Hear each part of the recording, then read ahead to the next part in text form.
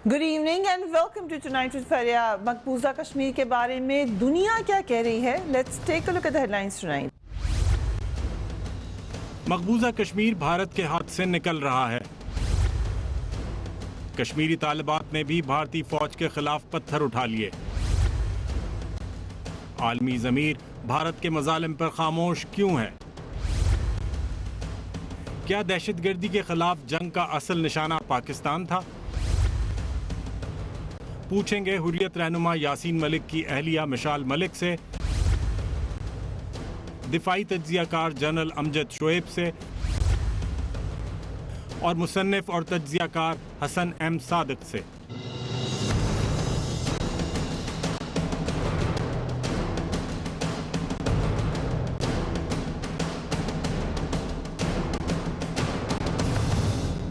And a very warm welcome to the show. मकबूजा कश्मीर की सूरत हाल गुज़िश्ता एक साल से भारतीय हुकूमत के कंट्रोल में नहीं है। आज़ादी के हीरो बुरहान वानी की शहादत ने एक आग लगा दी थी वादी में, जो अब तक इतना अरसा गुजर गया है वो बुझ नहीं सकी है, बल्कि हमने बतदरीज इसमें इजाफा होता हुए देखा है। भारतीय फौज जूं की तू उसी तरीके से जुल्म ढाती हुई नजर आ रही है। हम इस वक्त ये देख रहे हैं कि मकबूजा कश्मीर में ना सिर्फ भारतीय जुनून बढ़ता चला जा रहा है, बल्कि जो ह्यूमन राइट्स की वायलेशन हो रही हैं वो अब खुलकर नजर आ रही हैं। भारतीय फौजियों ने पैलेट गन से सैकड़ों कश्मीरियों की बिनाई छीन ली, मगर उसके बावजूद वो उनसे आज़ादी का ख्वाब नहीं छीन सके। कश्मीरी नौजवानों के साथ साथ अब कश्मीरी तालिबात भी भारतीय फौजों के मजालिम के खिलाफ उठ खड़ी हुई हैं। इस वक्त वॉशिंगटन पोस्ट की एक क्लिपिंग हमारे पास। Teen girls with stones are the new threat in India's Kashmir conflict. Washington Post ये लिख रहा है कि अमेरिकी अखबार उनकी जो रिपोर्ट है वो ये कह रही है कि कश्मीर में अपने हाथों में पत्थर उठाए कमसिन लड़कियां भारत के लिए एक नया खतरा बन रही हैं। वॉशिंगटन पोस्ट ने लिखा है कि मकबूजा कश्मीर की एहतजाजी तहरीक, जिसमें मुतअद्दिद कश्मीरी शहीद हुए, अब एक नया रुख इख्तियार कर रही है। पहली बार बड़ी तादाद में स्कूल यूनिफॉर्म्स पहने ये लड़कियां लड़कों के साथ साथ एहतजाजी तहरीक में शाना बशाना हिस्सा ले रही हैं। ये अहम इसलिए है कि जो उसका तासुर जा रहा है सॉफ्ट इमेज का, वो आपको बड़ा वाज़े नज़र आ रहा है। एहतजाजी मुजाहरों में तालिबात का जो ये के साथ साथ ख़वातीन की जो मौजूदगी है, इस बात की अलामत है कि मकबूजा इलाके में सिक्योरिटी की सूरत हाल भारत के कंट्रोल से बाहर निकल चुकी है। This was Washington post. उसके बावजूद सवाल यही है कि भारत कैसे ये सब कर सकता है, how can they get away with it. इस हवाले से बहुत सारे मुख्तलिफ पहलू हैं। भारत का जो इन्फ्लुएंस है बाकी दुनिया पर वो इसमें शामिल है। बहुत सारे आपस के मफादात जुड़े हुए हैं वो यहाँ पर नज़र आते हैं। उसके बावजूद साबिक वज़ीर आला फारूक अब्दुल्ला क्या कहते हैं, लेट्स वॉच हिम। वो जो पत्थर फेंकने वाला है उसको टूरिज्म से कोई मतलब नहीं है, ये समझ जाइए। उसको टूरिज्म से मतलब नहीं है, वो भूखे मरेगा, मगर वो वतन के लिए वो पत्थर मार रहा है, ये समझने की जरूरत है। इससे पहले कि न्यूक्लियर बॉम्ब वहां से यहां गिरे और हमारे न्यूक्लियर बॉम्ब वहां गिरे, उससे पहले बहुत जरूरी है कि ये पहले बातचीत करने का चलाए। अगर इनसे नहीं चलती है तो अमेरिका को इसमें आकर इनका हाथ बटाना चाहिए दोनों मुल्कों का। And I start with you Mishal Malik साहिबा। आज आपके जो शौहर हैं, बड़े ही इज़ ए रिनाउंड फिगर, उनको फिर गिरफ्तार कर लिया भारतीय हुकूमत ने। इस वक्त जो सूरत हाल है वो क्या है? बस ये तो रोज़ का ही मामला है, बल्कि जिस दिन जेल में ना हो तब हैरानगी होती है, क्योंकि जब से मोदी सरकार आई है आपने देख ही लिया है, ये तो एक पूरा एक जेल खाना है। पहले भी था जेल खाना और भी ज़्यादा कंजेशन आ गई है इसके अंदर। और एक शोपियां की कॉल दी हुई थी सारी हुर्रियत रहनुमाओं ने और लाल चौक चलो की, तो उसकी वजह से दूसरे जो लीडर्स थे उन सबको अरेस्ट कर दिया गया था। आज जुम्मे की कॉल थी, जुम्मे की नमाज के बाद की, तो वो हाइडिंग में चले गए, क्योंकि वहाँ पे जो एक बहुत इम्पॉर्टेंट चीज़ है कि पॉलिटिकल जो फ्रीडम होता है फ्रीडम टू असेंबल, वो इतना श्रिंक हो गया, बल्कि है ही नहीं। तो उस वजह से बहुत मुश्किल हो जाता है वहाँ पे लोगों को बाहर निकालना और ख़ुद लीडर्स का उनको लीड करना उन प्रोसेशंस को। तो उससे 1-2 दिन पहले जब कॉल होती है तो अमूमन आपने देखा होगा यासीन साहब कभी कभी 4 दिन की हाइडिंग में चले जाते हैं खुफिया जगहों पे, कभी किसी के घर में ठहरें, कभी सड़क पर रहें, कभी किसी मस्जिद में छुप रहे हैं, जैसे कोई टेररिस्ट या कोई चोर होता है जो छुप रहा होता है, जैसे किसी ने कोई किसी को मारा हो या कुछ गलत काम किया हो। ये हालत हो रही है हमारे पॉलिटिकल हुर्रियत रहनुमाओं की कि उनकी लाइफ इतनी एट रिस्क हो गई है, जैसे कि कोई इंटरपोल का किसी के ख़िलाफ़ लग गया है, जैसे भागना इश्तिहारी हैं, तो वो कभी कहीं होते हैं, कभी अब सर्दियों में भी इसी तरह होता है, बर्फ़बारी होती है, सड़कों पे रातें गुजारनी पड़ती हैं, मगर सिर्फ अपनी कौम के लिए कि भी बाहर निकलना होता है कि हम लोग बाहर निकलेंगे और हम प्रोटेस्ट करेंगे। और NIA की रेड्स भी वहाँ पे चल रही हैं आजकल, जो एक नया ड्रामा NIA का टेररिज्म चल रहा है, जो वैसे भी घरों में जर्नलिस्ट की सूरत में रेड्स कर रहे हैं, लोग सो रहे हैं उनके कमरों को खोल के, वहाँ पे उनकी वीडियोस ऑन कर रहे हैं कि भी आप बताएं कि आपका पैसा कहाँ से आता है, मूवमेंट कैसे चलती है, ये कैसे होता है, वो कैसे होता है। तो इतने पागल हो गए हैं वो लोग कि अब तो यासीन साहब को इन्होंने अरेस्ट कर लिया है, पता नहीं कितने अरसे के लिए अरेस्ट करते हैं, मगर this is very very disgusting कि सो कॉल्ड एक डेमोक्रेसी बनती है और जिस तरह की ट्रीटमेंट कर रहे हैं हमारे पॉलिटिकल पीसफुल हुर्रियत रहनुमाओं की और हम आवाम की जिस तरह वहाँ ट्रीटमेंट हो रही है, ये तो जैसे कि जानवरों से बदतर उनको समझा जाता है और गले से पकड़ के फेंक देते हैं जेलों में। या आर्मी कर्फ्यू बड़ी स्ट्रिक्ट इस वक्त वहाँ पे है जुमे के दिन, और नमाजें भी नहीं पढ़ने दी जा रही जुमे की वहाँ पे कहीं भी किसी भी मस्जिद में, वहाँ ताले लगा दिए। राइट। और आप किस तरह रब्ता करती हैं यासीन मलिक साहब से? आपकी बात हो सकती है?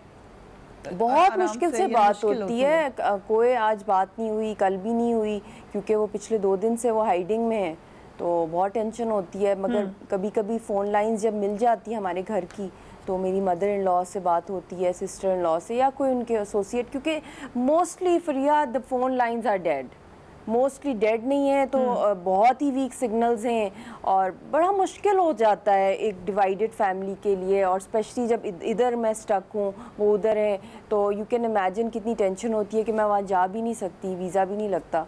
तो बहुत अजाब में है कश्मीरी लोग, उनको ना जीने का हक है ना मरने का हक है। राइट। एक हमें बिल्कुल फर्स्ट हैंड अकाउंट मिला है जनरल साहब, और जो कि आज से नहीं बार बार ये बात है कि कहनी है मिसाल मलिक साहब कि कोई नई बात ही नहीं है। अगेन क्या वजह है कि मोदी सरकार के बाद जो हमने एक राइज देखा है या स्पार्क देखते हैं कश्मीर के अंदर दोबारा, उसको हम डिप्लोमेटिक लेवल पर क्यों नहीं ला कर बात कर सके? बिस्मिल्लाहिर्रहमानिर्रहीम। देखिए, एक तो ये चीज़ बड़ी स्पॉन्टेनियस थी। आपने देखा कि वानी शहीद जब उसको उसकी शहादत हुई तो एकदम से ये मूवमेंट निकली बाहर, और ये भी एक बहुत बड़ा सबूत है कि ये कोई पाकिस्तान का छेड़ा हुआ कोई शाखसाना नहीं था, कोई इधर से नहीं था, क्योंकि ये तो उस बेचारे को शहीद किया गया बुरहान वानी को, और उसके बाद अचानक दुनिया इस तरह बाहर निकली और फिर वो एक मूवमेंट चल निकली। अब चीज़ ये है कि ये चीज़ें, इसके 2-3 पहलू हैं जो हमारी हुकूमत को देखने चाहिए थे और आगे बढ़ना चाहिए था। एक तो उसका ह्यूमन राइट्स का है जिसका कभी जिक्र आता है, लेकिन ह्यूमन राइट्स के बारे में हमने वो कोशिश नहीं की जहाँ पे हम समझते कि वाकई हमने अक़वाम आलम का ज़मीर झंझोड़ने की कोशिश की हो कि वो उधर तवज्जो दें, क्योंकि बैनुल-अक़वामी सियासत जो है वो तो हमेशा मफादात की सियासत है, वो तो तवज्जो नहीं देंगे, लेकिन आपने तवज्जो मबज़ूल करानी है। सो मेरा ख़्याल है हमने भी उस पर अभी कल जब वहाँ पे हुआ है यूनाइटेड नेशन की ह्यूमन राइट्स कमीशन में जब बातचीत हुई है जिनेवा में, तो वहाँ हमारे जो रिप्रेजेंटेटिव थे उन्होंने बड़े स्ट्रॉन्ग किस्म की स्टेटमेंट्स दी हैं और बड़ा इफ़ेक्टिव जवाब दिया है। लेकिन ये चीज़ें एक प्रोपेगेंडा के तौर पे सारा साल चलनी चाहिए, वो नहीं होता। दूसरी बात यह है कि इसका एक पहलू है जो कि एक कानूनी पहलू है, जो यूनाइटेड नेशन की हमारी जो करारदादें हैं उनकी वजह से, उस पर हमने कभी इंटरनेशनल कम्युनिटी को उसको स्टिमुलेट नहीं किया, कभी हमने उनकी तरफ तवज्जो दिलवाने की कोशिश नहीं की। उसके इंटरनेशनल सेमिनार्स होने चाहिए, इंटरनेशनल रिनाउंड ज्यूरिस्ट आप बुलाएं, वो आके इसके ऊपर बात करें। यहाँ नहीं, यूरोपियन कैपिटल्स में उनके लिए करवाएं, आप अपने एम्बेसीज में करवा सकते हैं, कश्मीरियों की मदद ले सकते हैं, वो कुछ हमने नहीं किया। फिर इसका तीसरा एक पहलू है जो कि एक इंसानी पहलू है, जिसमें कि एक قوم وہاں پہ کشمیری موجود ہے جن کا پیدائشی حق ہے کہ ان کو اپنا فیصلہ کرنے دیا جائے کہ وہ آزادی چاہتے ہیں یا کسی کے ساتھ رہنا چاہتے ہیں یا پاکستان کے ساتھ رہنا چاہتے ہیں. وہ اسپیکٹ ایک جو ایک ہر کسی کا پیدائشی رائٹ ہے, اس پہ بھی ہم نے کوئی ایسی ایکٹیویٹیز نہیں کر کے دی. اس کے تینوں اسپیکٹ جو ہے وہ آج نگلیکٹڈ پڑے ہوئے ہیں, اور ہیومن رائٹس کی ہم بات تھوڑی بہت کرتے ہیں لیکن اس پہ بھی وہ فوکس نہیں ہے. مسئلہ یہ ہے کہ ہمارے اپنے پروپیگنڈا مشینری جو پاکستان میں موجود ہے وہ ہمارے ٹیلی ویژن چینلز ہیں, یہ سارے اردو کے چینلز ہیں. کوئی انگلش کے پروگرامز نہیں کہ آپ انٹرنیشنل کمیونٹی کو کہیں اپروچ کر رہے ہوں, وہ بھی نہیں ہے. ٹھیک ہے, کوئی حکومت نے یہ کام نہیں کیا کہ کم از کم پرائیویٹ چینلز کو ہی کہتے کہ جی 1-1 گھنٹہ آپ ڈیووٹ کریں اس کام کے لیے جو انگلش کے پروگرامز اور رات کو لیٹ نائٹ جب یورپین کیپٹلز وغیرہ میں دیکھا جاتا ہے ٹیلی ویژن, اتنے چینلز ہونے کے باوجود.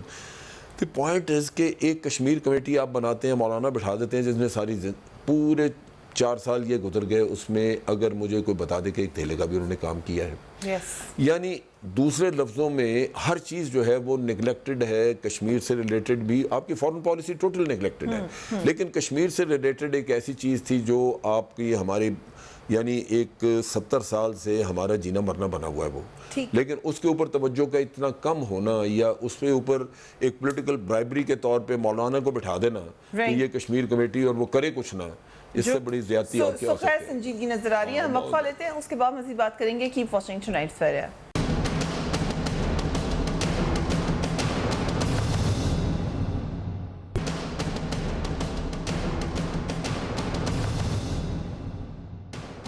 And welcome back. بے تحاشا مثالیں ہیں, مختلف واقعات ہیں جو ظاہر کر رہے ہیں کہ بھارت میں کشمیریوں کے اوپر انتہا سے زیادہ ظلم ہو رہا ہے.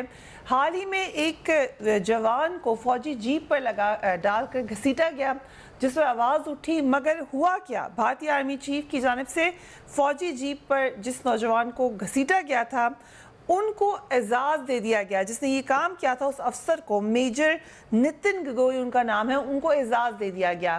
یقیناً یہ بہت زیادہ تکلیف دہ بھی تھا کشمیریوں کے لیے اور ایک میسج بھی تھا باقیوں کے لیے. مشال صاحبہ, یہ بات سب جانتے ہیں کہ بھارتی فوج وہاں پر کیا کر رہی ہے, لیکن اگر آپ بھارتی میڈیا میں دیکھیں تو کہیں وہاں پر کوئی آواز اٹھائی جا رہی ہے اپنی آرمی کے خلاف یا اپنی اسٹیٹ کے خلاف, ہیومن رائٹس کی آرگنائزیشنز کی طرف سے یا میڈیا کی طرف سے؟ تھوڑا بہت تو آرگنائزیشنز وہاں بول رہی ہیں, مگر جو اس طرح کے لوگ ہیں جو ان کو کہیں ڈوز جو ہوتی ہیں وہاں پہ ماڈریٹس یا پیسنکس, ان میں بھی ایک اتنا بڑا فیئر آ گیا ہے. ارندھاتی روئے کا آپ دیکھ لیں اسٹیٹمنٹس, اس طرح اور بھی بہت سے ہیں.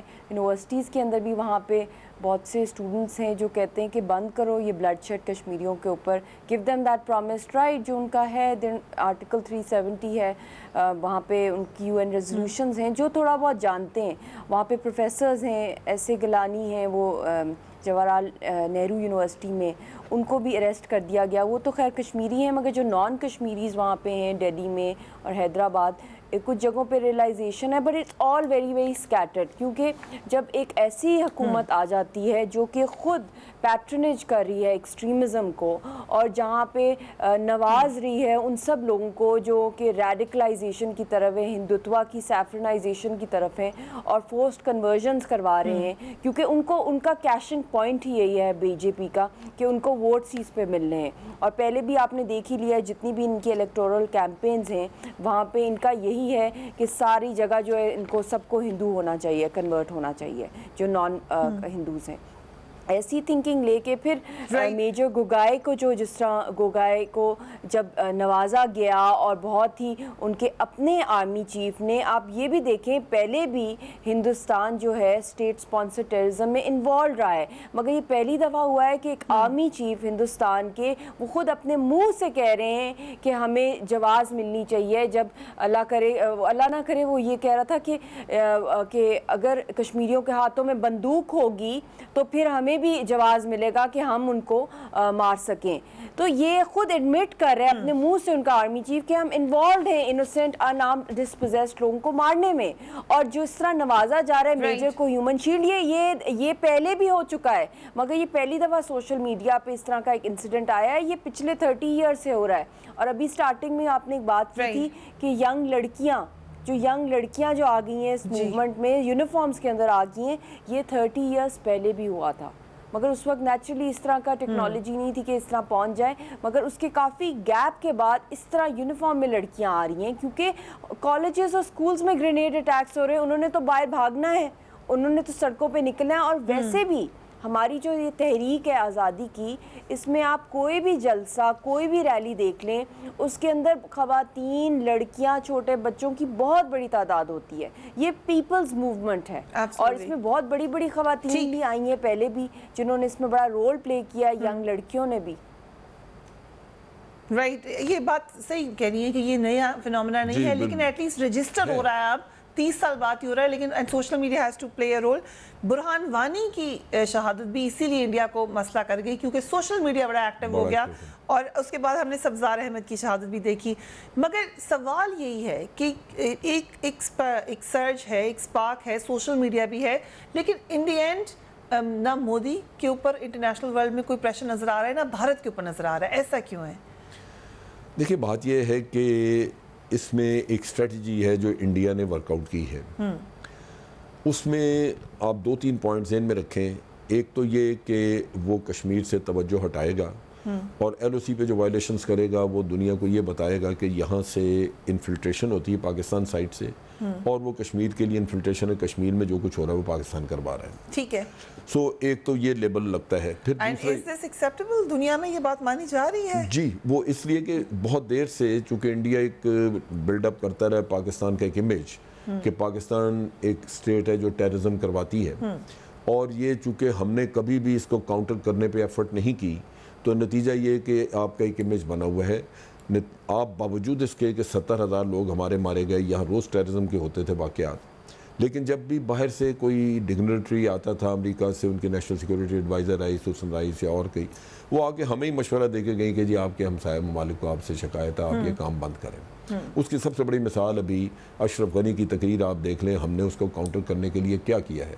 اشرف غنی سے تو معافی منگوانی چاہیے تھی اس چیز کی کہ جب تک آپ ہمیں کوئی ثبوت نہیں مہیا کرتے آپ کو یہ الزام واپس لینا پڑے گا. لیکن ہم نے وہ کام نہیں کیا. ہماری پالیسی جو ہے اس وقت انڈیا, افغانستان اور ریجن میں ایران کے معاملے میں یہ اتنی کمزور پالیسی ہے, اتنی کمزور اور اتنا جمود ہے اس میں کہ حقیقتاً اگر میں یہ کہوں کہ حکومت آج ہمارے نیشنل سیکورٹی انٹرسٹ کو دیکھنے میں ناکام رہی ہے تو بالکل اس میں کوئی میں نہیں سمجھتا کہ کوئی مذائقہ ہوگا.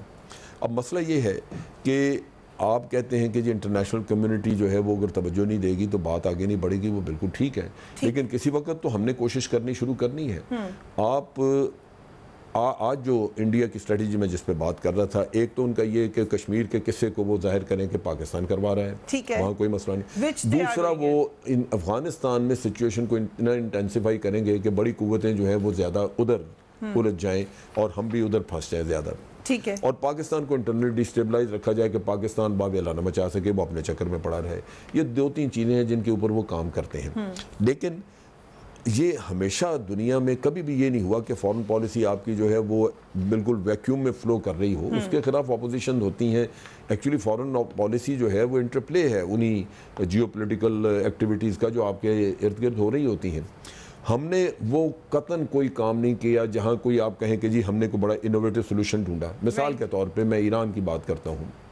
ایران بھی آپ کے اوپر الزام لگا گیا. ایران کو آپ نے 3-4 ایسی چیزیں تھیں جس پہ ایران کے اکنامک انٹرسٹ آپ اپنے ملک میں کریٹ کر سکتے تھے. جب تک آپ اکنامک انٹرسٹ نہیں کریٹ کریں گے ایران کے پاکستان میں, پاکستان اس کے لیے بے معنی چیز ہے. ٹھیک ہے. مثلاً گیس پائپ لائن وہاں کا وہیں پڑی ہے, ہم LNG لانے شروع کر دی, ہم نے گیس پائپ لائن نہیں چلائی آگے. ایران نے کہا جی ہم سی پیک کا حصہ بننا چاہتے ہیں.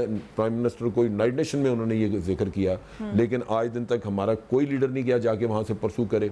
ایران جوائنٹ وینچرز کرنا چاہتا تھا, بجلی کی, گیس کی اور آئل ریفائنریز یہاں لگانا چاہتا تھا. آپ نے ایک بھی جوائنٹ وینچر ان کے ساتھ نہیں آگے بڑھنے دی.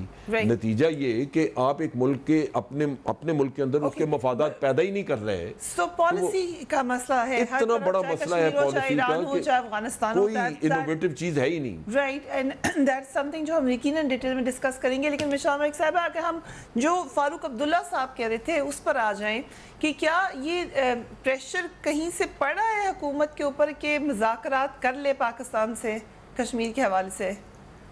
पता नहीं, इनका तो मुझे वैसे स्टेटमेंट्स बड़ी बड़ी आती हैं, उमर अब्दुल्ला, फारूक अब्दुल्ला, कभी जब महबूबा मुफ्ती पावर में नहीं होती तो उनके क्रोकोडाइल टीयर्स कैसे शेड करते हैं जब वहाँ पे कोई कश्मीरी शहीद हो जाए। तो इनकी तो बात, ये इतना बड़ा एक ड्रामा है ये लोग कि I just fail to understand कि ये इतने डेस्परेट हैं पावर में आने के लिए कि कभी जब पावर में नहीं रहते तो जो आवाम की आवाज़ है वो बोलने लग जाते हैं, जैसे यही हुर्रियत की आदत है, इन्होंने ही जेलें खाई हैं, इन्होंने ही मारें खाई हैं, यही सफ़र करें, यही आज़ादी की बात कर रहे हैं जो कि पब्लिक की डिमांड होती है। और वैसे भी वहाँ पे देखा जाए वोटर टर्नआउट तो होता भी नहीं है जब भी ये आते भी हैं पावर के अंदर।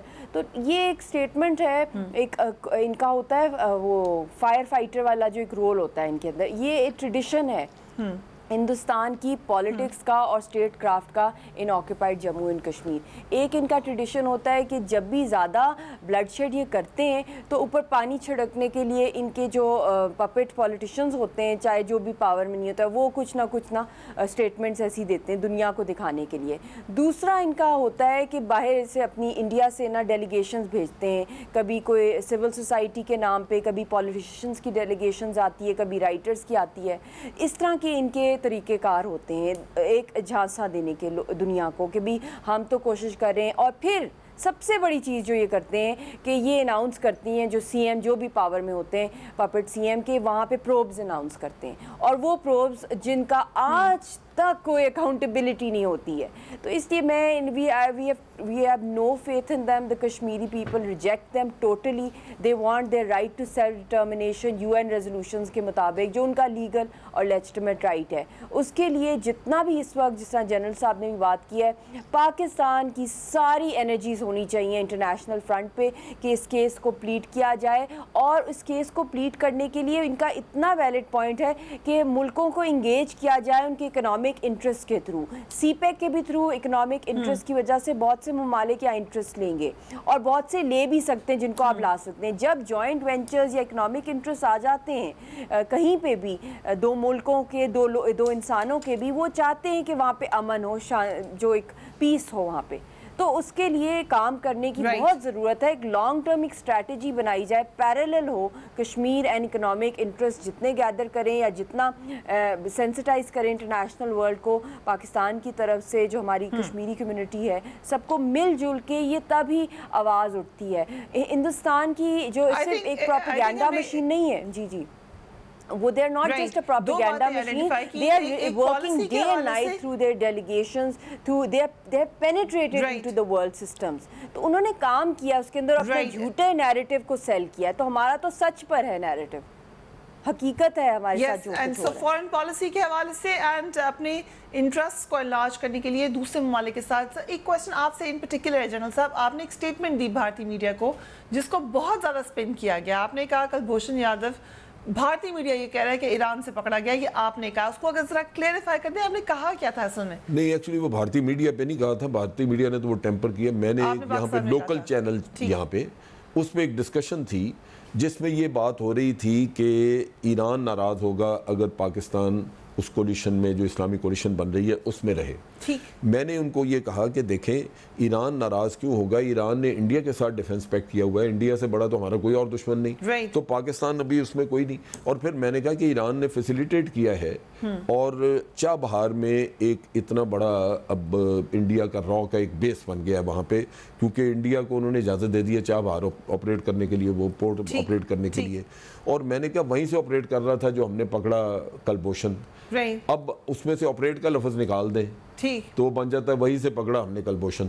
Okay, so you are saying कि वो ऑपरेट वहां से कर रहा था। लेकिन कोई इंफॉर्मेशन है कुलभूषण को कहां से पकड़ा गया है? ये यहाँ से हमने, मशखेल इलाका है यहाँ का, बलूचिस्तान का, वहाँ से पकड़ा है। Right, thank you so much for this clarification and thank you mister Malik साहिबा for joining us on this programme. वक्फा लेंगे, उसके बाद बात करेंगे पाकिस्तान में दहशतगर्दी।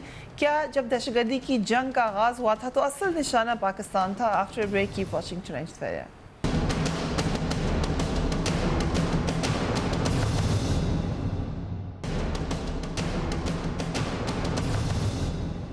Welcome back. दुनिया में इस वक्त दहशतगर्दी के खिलाफ एक आलमी जंग लड़ी जा रही है जो लीबिया से लेकर शाम तक, यमन से लेकर अफगानिस्तान और पाकिस्तान तक फैली हुई है।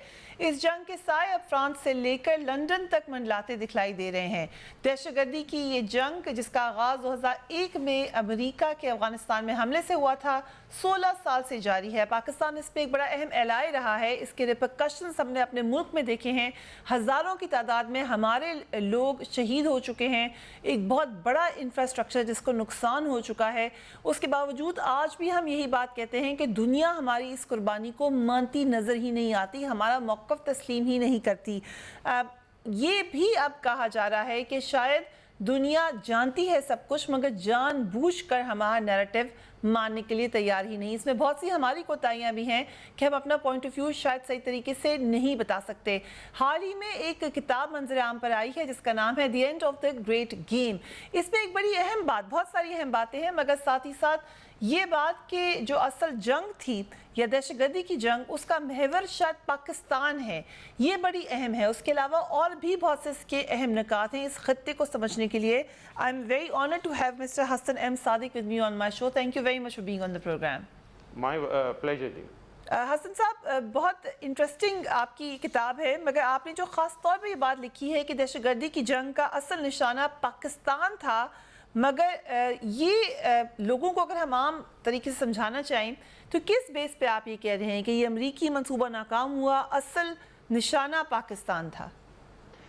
देखें, इसके अंदर बहुत एक सिंपल सी बात है कि जब सोवियत यूनियन की शिकस्त हुई अफ़गानिस्तान में 1989 में, उस वक़्त सिर्फ अमेरिका एक सोल सुपर पावर रह गया था। तो उसके बाद जो आपको पता है पहली जंग हुई जिसको कहते हैं फर्स्ट गल्फ वॉर इन 1991, जिसमें सद्दाम हुसैन कुवैत में चला गया था। तो वेरी शॉर्टली अमेरिका ने उसको हरा दिया और ये बात बहुत जल्दी तय हो गई। मगर उसके ही फ़ौरन बाद अब द सोवियत यूनियन का इस खित्ते से जाना, United States became a sole super power. और उन्होंने एक डॉक्यूमेंट लिखा था 1992 में। उस वक़्त प्रेसिडेंट H.W. बुश थे वहाँ पे, जो जॉर्ज डब्ल्यू बुश के वालिद हैं, और उनके डिफेंस सेक्रेटरी थे डिक चेनी, और उनके असिस्टेंट सेक्रेटरी ऑफ डिफेंस थे पॉल वुल्फबर्स। उन्होंने एक डॉक्यूमेंट लिखा था द डिफेंस प्लानिंग गाइड, ये 1992 में लिखा गया था। और उसके अंदर उन्होंने ख़ास तर ये कहा था कि अब क्योंकि सोवियत यूनियन इस खित्ते से चला गया है, अमेरिका अब साउथ वेस्ट एशिया के अंदर किसी एक पावर को या कॉम्बिनेशन ऑफ पावर को आने की इजाज़त नहीं देगा, और वो साउथ वेस्ट एशिया इस पाकिस्तान, और वो है गवादर। तो इस सिलसिले के अंदर जब पाकिस्तान ने गवादर की इनॉग्रेशन की इन मई 2001 जो चाइना के साथ की, तो चाइना को एक और for the first time China को पर्शियन गल्फ में आने का मौका मिल गया। ये अमेरिका के लिए नागुज़ीर था। तो मैं इस बुक में ये आर्ग्यू करता हूँ कि जो पाकिस्तान ने ये मौक़िफ़ उनको दे दिया, एक प्लेटफॉर्म दे दिया अपने इंटरेस्ट के लिए, उस चीज़ को रिमूव करने के लिए कि अमेरिका के लिए कि चाइना का कंटेन करना, ये उनकी आज से नहीं 1960 से पॉलिसी है, जो मैं किताब में बताता हूँ। तो पाकिस्तान ने उनको ये पोजीशन दे दी कि कंटेनमेंट ऑफ चाइना एक मुश्किल चीज़ बन गई यूनाइटेड स्टेट्स के लिए। तो मैं ये आर्ग्यू करता हूँ, जब मई 2001 में इनॉग्रेशन हुई और उसके सिर्फ 4 महीने के बाद 9/11 हो गया और अमेरिका इस खत्ते में आ गया और हिंदुस्तान की मदद लेके आया दिसंबर 2001 के अंदर, तो आई आर्ग्यू कि अगर वो आया असल में पाकिस्तान के लिए था, कि अगर वो पाकिस्तान को डीन्यूक्लियराइज करता है और पाकिस्तान की जो पॉलिटिकल इंफ्रास्ट्रक्चर है उसको ख़त्म कर देता है, तो उसके अंदर वो पपेट रेजिम्स लेके आ सकता है कि जो कि चाइना को कहेंगी कि आप बलूचिस्तान से यहाँ से जाइए। बलूचिस्तान को भी अलग कर सकता है अमेरिका, ये उसके पास ये ताकत है। So I argue that that is the reason why after 9/11 very interesting जो आप बात करें। अगर हम इसी को जोड़ दें, अगर आपको याद हो जिस वक्त प्रेसिडेंट ओबामा की कैंपेन थी, जब वो प्रेसिडेंट नहीं बने थे, फर्स्ट कैंपेन 2008, उस वक्त भी उन्होंने अपनी गालिबन सेकंड प्रेसिडेंशियल डिबेट में ایک بات کہی تھی کہ the real war is in Pakistan. اس وقت بھی بڑی اس بات کے اوپر بحث ہوئی تھی. یہ جو امریکی تھنک ٹینکس ہیں یا وہاں پہ آپ کیونکہ رہتے بھی ہیں بہتر سمجھتے ہیں, ایک ہم تاثر سمجھتے ہیں کہ پاکستان کے بارے میں یہی تاثر ہے کہ یہ ٹیررزم کا نیکسس ہے. یہ جان بوجھ کر پھیلایا جا رہا ہے یا اس میں پاکستان کی بھی کوتاہیاں ہیں؟ پاکستان کی اس کے اندر کوئی کوتاہی نہیں ہے. اس کو بہت ضروری ہے سمجھنے کا, کیونکہ پاکستان وہی لوگ ہیں آج کے جب کہ سوویت یونین آیا تھا 1980s کے اندر افغانستان میں, اور انہی لوگوں سے امریکہ نے بھی مدد لی اور پاکستان نے بھی مدد لی اور سوویت یونین کی شکست دی. اس وقت امریکہ انڈیا کو لے کے آیا ہوا ہے 9/11 کے بعد افغانستان میں. تو پاکستان وہی آپ والی بات ہے کہ پاکستان پہ یہ الزام لگتے ہیں, تو ایک بالکل سیدھی سی بات ہے کہ ایک determined enemy of Pakistan, defined enemy of Pakistan کا جو ہے انڈیا, اس کو اگر آپ لے آئیں گے افغانستان کے اندر اور یہ توقع کریں گے کہ پاکستان آپ کی مدد کرے گا, یہ ناممکن ہے. تو پاکستان کلیئرلی امریکہ کو ایک دشمن نہیں بنانا چاہتا, مگر وہ ہر چیز میں امریکہ کو خوش بھی نہیں کرے گا, کیونکہ اس چیز کی پاکستان کی سیکورٹی اس کو اجازت نہیں دیتی. تو پاکستان کی اس کے اندر میری نظر میں کوئی کوتاہی نہیں ہے. پاکستان امریکہ کے ساتھ مدد کر رہا ہے, پاکستان ایک پیس چاہتا ہے وہاں پہ, مگر امریکہ کو یہ سمجھنا چاہیے کہ امریکہ کہہ رہا ہے کہ ایک جو پپٹ رجیم ہے اشرف غنی کی وہاں پہ, which consists of only 10 to 12% تاجکس ازبیکس, ان کو وہاں رہنا دیا جائے, اور جو اوور 50% جو پشتون ہیں وہاں پہ ان کو آپ نے ایک سائیڈ لائن کر دیا. تو پاکستان ان پشتون کو کبھی ناراض نہیں کرے گا, کیونکہ انہی پشتون سے ان کی مدد سے امریکہ بھی جیتا تھا سوویت یونین کے خلاف, اور پاکستان بھی جیتا تھا, اور یہ پشتون انڈیا کو ٹالریٹ نہیں کریں گے. تو پاکستان کے لیے جو میری ویو ہے, میرے خیال میں پالیسی سجیسٹ نہیں کر رہا, ایک اہم کانہ پالیسی ہوئے گی کہ آپ ایک میجورٹی کو آپ کہیں کہ ہم آپ کو سپورٹ نہیں کر رہے کیونکہ وہ امریکہ کو خوش نہیں کرے گا. تو یہ میرے خیال میں مشکل ہے پاکستان کو یہ پالیسی اڈاپٹ کرنی.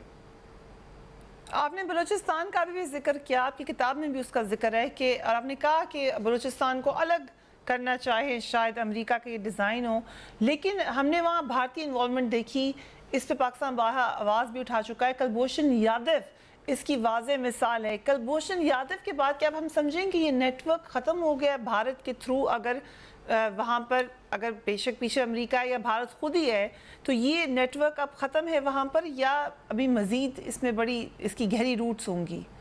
اس کی بہت گہری روٹس ہیں. ایور سنس 9/11 آپ دیکھ لیں, یہ اس میں کوئی دو رائے نہیں ہے کہ انڈیا کو لے کے آنے والا امریکہ ہے افغانستان میں, کیونکہ انڈیا کا بہت بڑا نیٹ ورک ہے.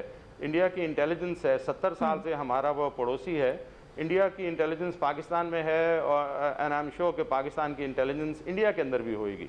تو امریکہ اس چیز سے فائدہ اٹھانا چاہتا ہے. تو یہ نیٹ ورک ابھی بھی ہے اور یہ رہے گا. اور سب سے بڑی بات آپ نے کیونکہ یہ یادو صاحب کی بات کی ہے, دس از ویری امپورٹنٹ کہ یہ ایران سے آئیں, اور اس کے اندر ایران کا بھی ایک رول ہے تو جو شاہ بہار پورٹ وہ ڈیولپ کرنا چاہ رہے ہیں, جو انڈیا, ایران اور افغانستان ڈیولپ کرنا چاہ رہا ہے وہاں پہ ان کمپٹیشن ٹو گوادر. یہ ان کا یہ رائٹ ہے یہ ڈیولپ کرنے کا, مگر میرا صرف کہنے کا مقصد ہے کہ یو ہیو ٹو آئیڈینٹیفائی کہ ایران کے کیا یہاں پہ انٹرسٹ ہیں. ایران یہ